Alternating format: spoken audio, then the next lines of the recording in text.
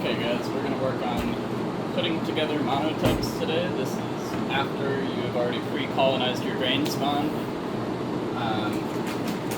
So what we've done so far is we stuck our filter patches on, and now we're just going to start cleaning things. The first thing I do is let's get this going a little bit, hit every filter patch. Then I get this rim. This is 70% isopropyl alcohol, not 90, not 100, not 50, 70% isopropyl. It's really important. Now we're going to get the whole thing nice and cleaned off. One question I get in class a lot, we're also going to clean this liner, is don't you let the isopropyl dry? Because, you know, it makes sense that if the isopropyl is killing things, it's also going to kill the mycelium that we're attempting to grow. The answer is no. You do not need to let the isopropyl dry. It's going to be just fine. As a matter of fact, the reason we use 70% is because 90% or 95 dries too quickly, and it also, there's a little bit more science to it than that, but we do want to keep it wet while we're working. So next, you're going to grab your substrate. Okay. 7 pounds, 1 to 1 to 1. We're going to clean our bag. Couple on the front, get up in those crevices. Couple on the bottom, couple on the back. Alright, now we've got that there. Then, we're going to grab our colonized grain. Get that. Get our hands. Lots of alcohol. I can't even smell it anymore. You'll get used to it. Okay, we'll get our scissors. Little notch. Little notch. We're going to rip the tops off. Okay. Now,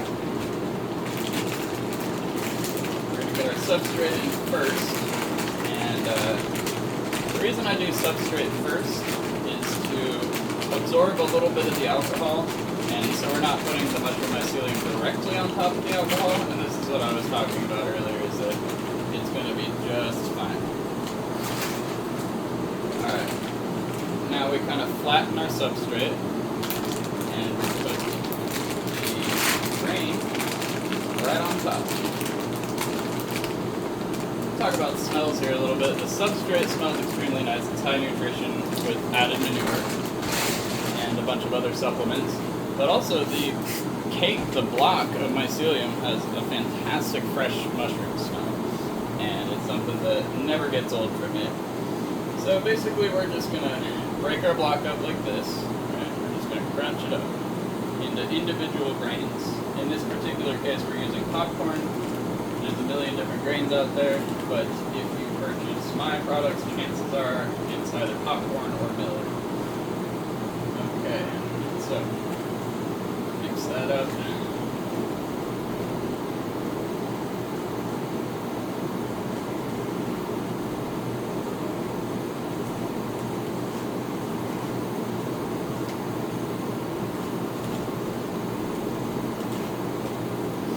And the more evenly distributed, the faster the colonization rate for the entire block is going to be.